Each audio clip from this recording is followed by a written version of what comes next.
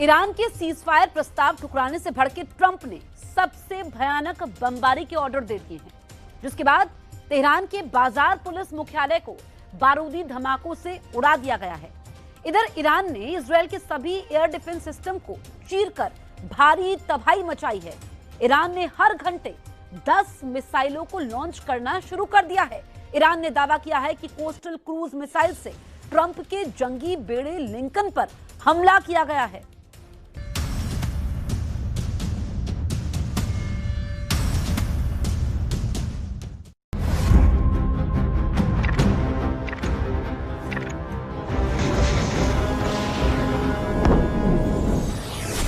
Iran ने अपने Bushehr power plant का बदला इजराइल के हरेदा पावर प्लांट को दहलाकर ले लिया है।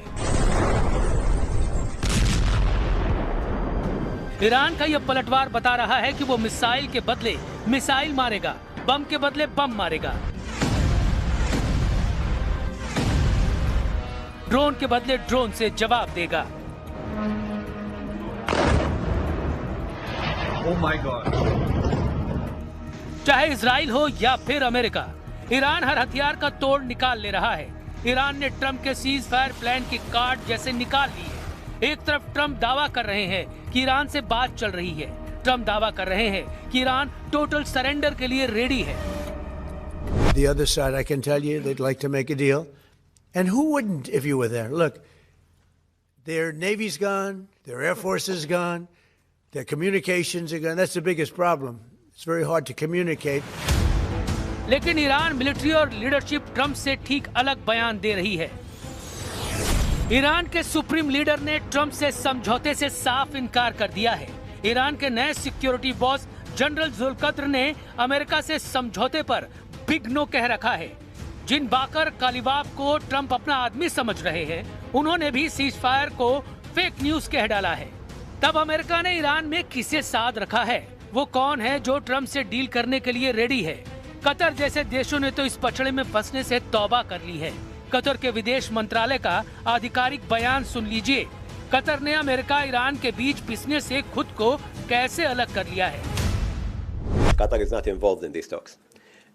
Our views about any talks, if they exist, are consistent with our very principled position that all conflicts will end on the negotiation table. समझदार मुल्क हवा का रुख भांप चुके हैं, मगर कुछ मौका परस्त युद्ध को भुनाने में लगे हैं। वो अमेरिका ईरान की डील में बिचौलिया बनने के लिए उतावले हैं। अमेरिका इजराइल ईरान की लड़ाई में नंबर बनाने के चक्कर में कुछ देशों ने हद पार कर दी है। पाकिस्तान का जनरल मुनीर दावा कर रहा है कि वो ट्रंप का पीस प्रस्ताव ईरान को भेज चुका है।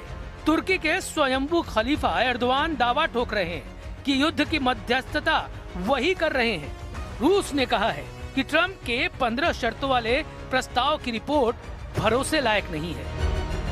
Такого рода информацию иранские наши друзья нам не передавали. Это первое.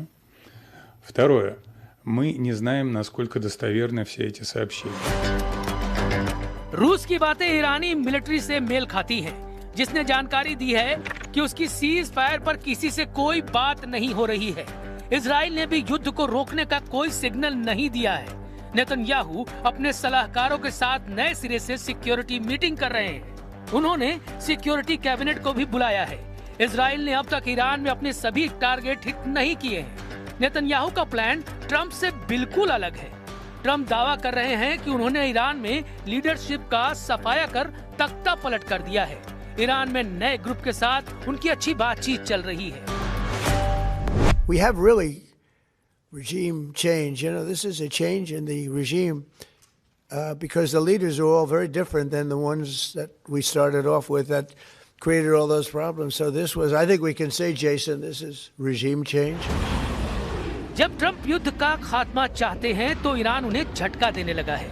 ईरान ने सुपर पावर के करियर को मिसाइल से दहलाने का दावा किया है।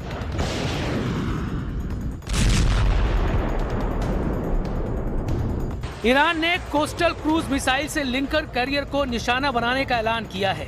ईरान के जखीरे में कोस्टल क्रूज मिसाइलों की भरमार है, जिसमें कुछ की रेंज 2500 किलोमीटर तक है।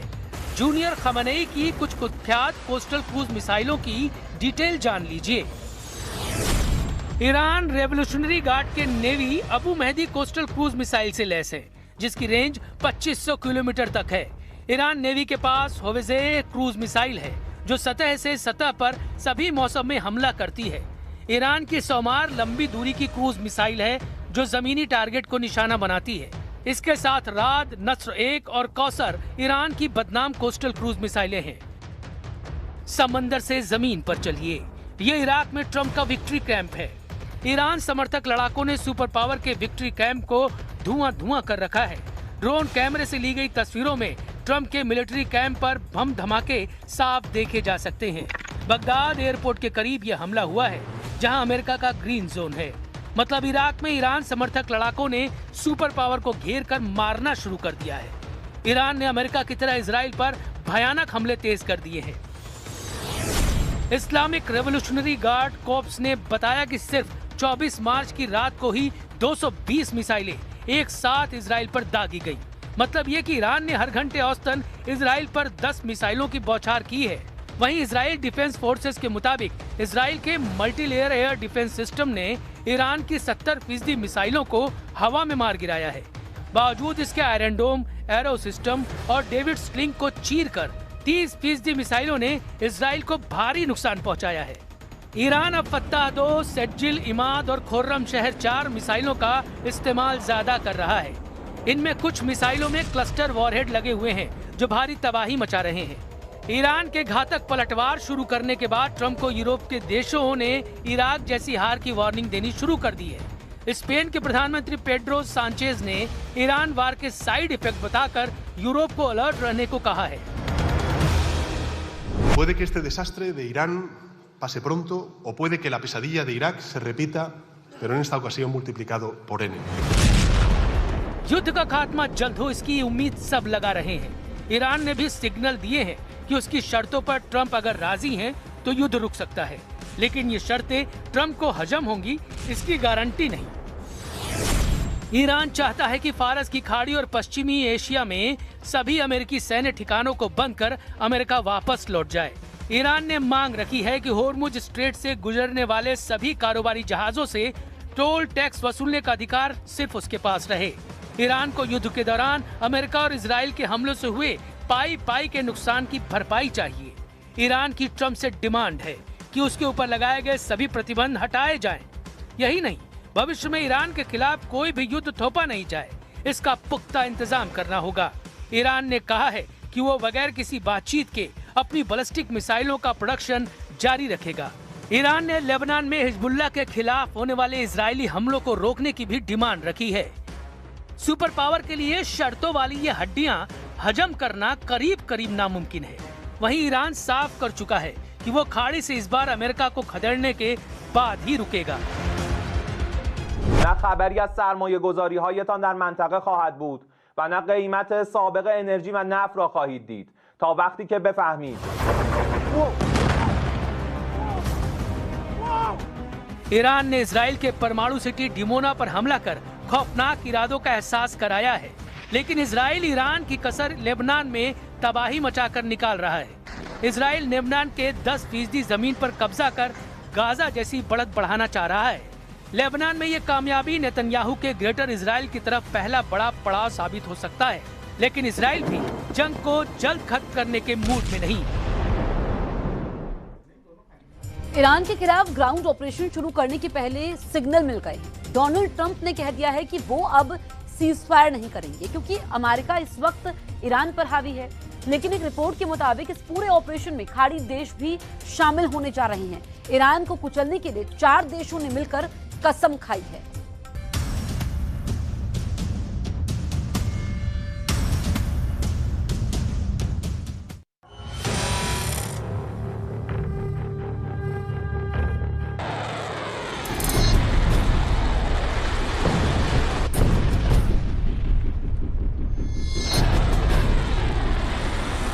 अमेरिका की फौज तैयार है। दुनिया की सबसे खतरनाक फोर्स को डोनाल्ड ट्रंप के फैसले का इंतजार है।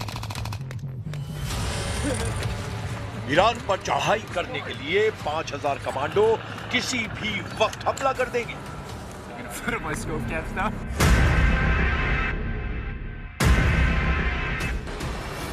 लेकिन इस फौज का ईरान में टारगेट क्या है, ये सबसे बड़ा सवाल है, क्योंकि 24 घंटे के अंदर युद्ध बदल चुका है। क्या डोनाल्ड ट्रंप अब ईरान के खार्क द्वीप पर नहीं बल्कि खुजिस्तान पर हमला करने जा रहे हैं? क्या अमेरिका के ग्राउंड ऑपरेशन में सऊदी अरब भी शामिल होगा? बहरीन, कुवैत, यूएई और कतर भी ईरान से लड़ने के लिए फौज भेजेंगे? क्या ईरान के खिलाफ खाड़ी देशों को मिलाकर अमेरिका ने शुरू कर दी है वर्ल्ड वॉर?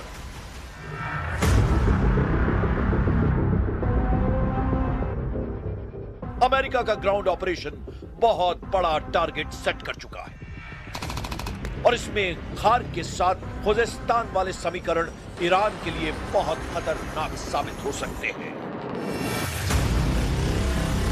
खाड़ी देशों में अमेरिकी सैनिकों की मूवमेंट शुरू हो चुकी है।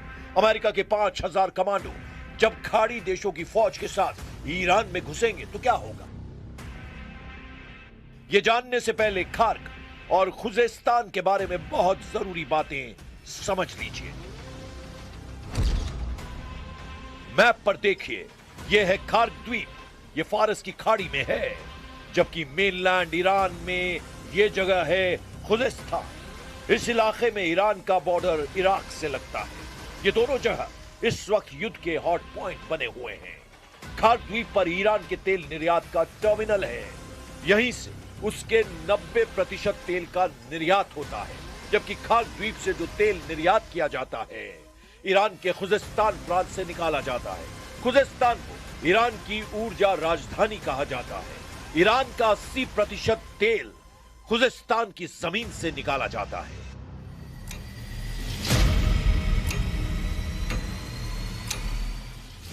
सवाल है कि क्या अमेरिका और उसके साथी खाड़ी देश फौज लेकर ईरान पर चढ़ाई करने जा रहे हैं? तो कहां पर हमला करेंगे? उनका हमला खार्क पर होगा या फिर खुजिस्तान पर होगा?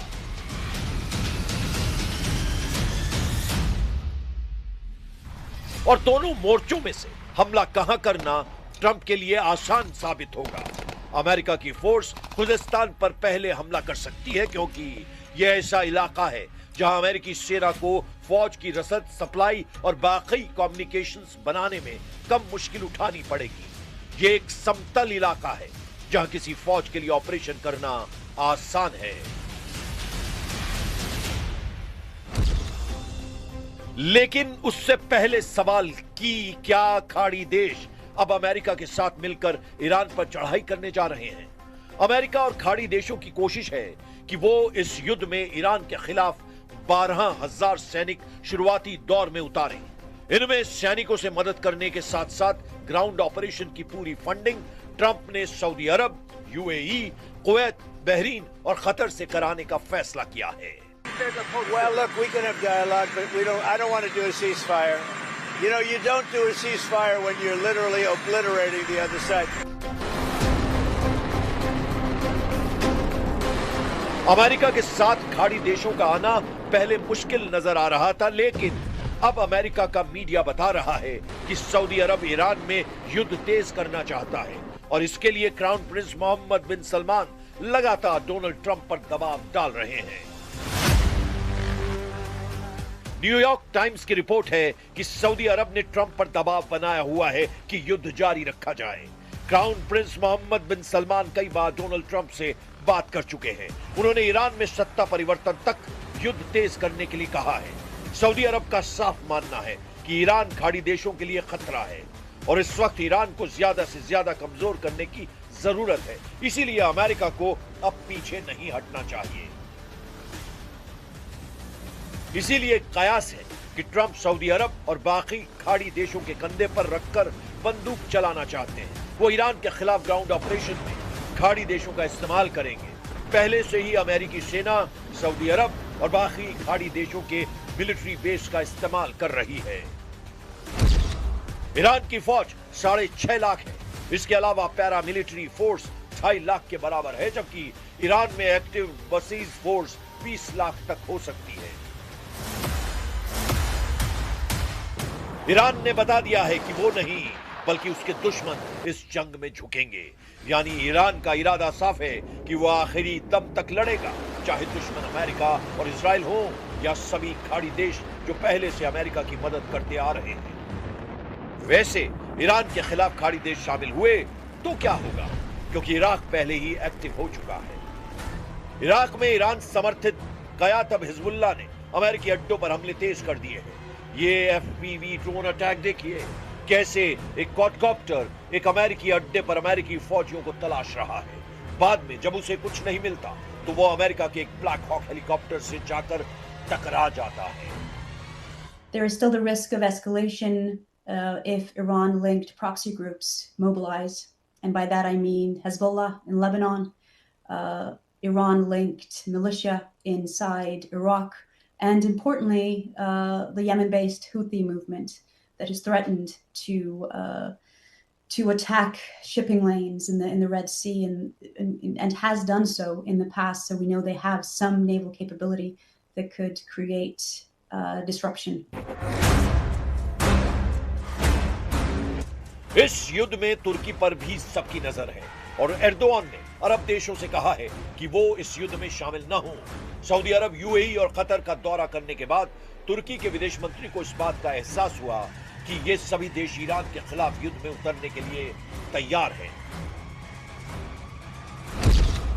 अमेरिका और इजराइल की शुरू की गई इस जंग में अब सऊदी अरब, यूएई और कतर ईरान के खिलाफ नजर आ रहे हैं, जबकि तुर्की का रुख बता रहा है कि एर्दोआन अब मुस्तफा खामनेई के समर्थन में आ गए हैं।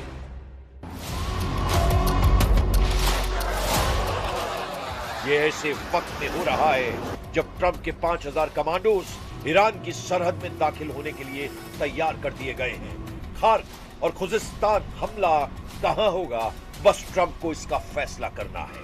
लेकिन तुर्की से बयान आने के बाद ईरान को एहसास हो गया है कि वो इस जंग में अकेला नहीं है। ईरान के स्पीकर मोहम्मद बाकर खालिबाफ ने कहा है कि ईरान अमेरिका की हर हरकत पर नजर रखे हुए है। अमेरिका की फौज की गतिविधियां देखी जा रही हैं। अमेरिका के सैनिक ट्रंप और नेतन्याहू की गलत फहमियों का शिकार बनेंगे। ईरान का इम्तिहान लेने की कोशिश न करें ट्रंप। युद्ध की शुरुआत अमेरिका और इजराइल ने की है, लेकिन इस जंग में ईरान लगातार आक्रामक होता जा रहा है।